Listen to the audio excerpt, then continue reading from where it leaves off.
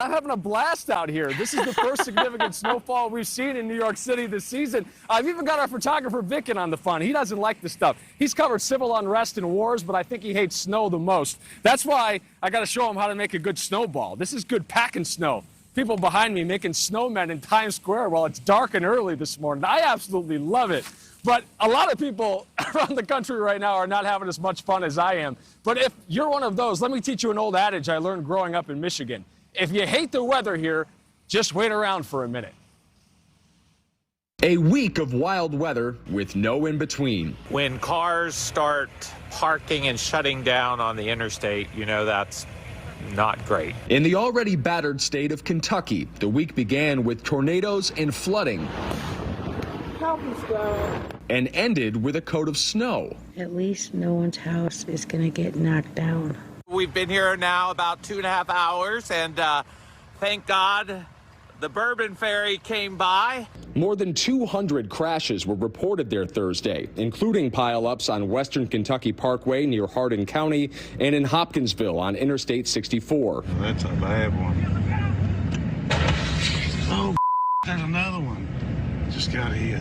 The white stuff is a familiar facade up in Buffalo, New York. Not so much in Nashville, Tennessee, where interstates and highways became an easy place to get trapped. If you're counting on those country roads to take you home, watch yourself in this rural stretch near DeKalb, Illinois, and in Virginia, which has had no time to recover. The state was blasted by another storm while digging out from the one that stranded drivers on I-95. And check out this close call. Slush buildup on I-80 in Cheyenne, Wyoming caused a vehicle to lose control, just narrowly missing a state trooper.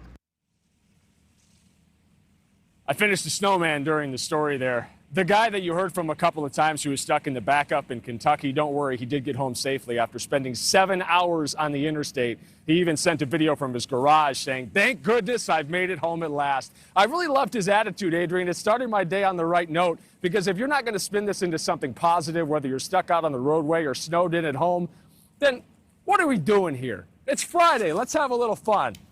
I appreciate your enthusiasm. I think a lot of folks, again, with some people at home for work or at home because their kids are at home, you just go out and make some snow angels. Or like the folks behind you continue to pile it up. I understand how dangerous it is in many parts of the country right now, and I don't mean to downplay that at all. But if you're somewhere safe and you can get out and enjoy it, I think that's what life's all about. Thank you so much for watching. Make sure to click on the red subscribe button below so you can get more of NewsNation's fact-driven, unbiased coverage.